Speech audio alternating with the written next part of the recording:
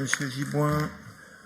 Président, Monsieur le Vice-président, chers collègues, le SRADET a pour objectif de définir notre vision du développement futur de la région. En donnant à ce document un caractère prescriptif, le législateur avait aussi souhaité confier aux conseils régionaux le rôle de chef de file sur l'aménagement du territoire.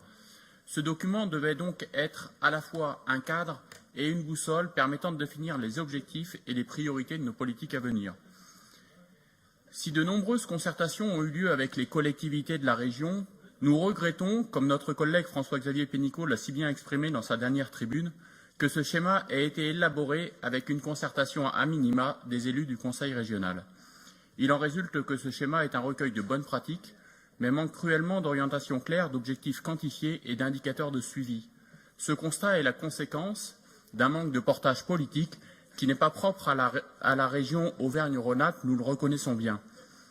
Mais comme beaucoup de vos annonces, ce schéma se résume surtout à une opération de communication.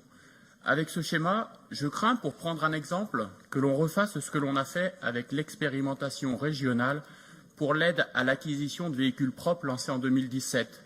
L'idée était noble, mais le résultat est qu'en 2018, moins d'un tiers du budget prévu a été consommé, que seuls 70 véhicules propres ont bénéficié de cette aide.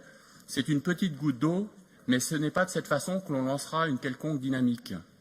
Nous voterons bien sûr ce rapport, mais sans enthousiasme, et nous espérons que les consultations à venir permettront de saisir pleinement la belle opportunité que nous offre la rédaction de ce SRADET sur des thèmes qui sont et seront essentiels dans les années à venir.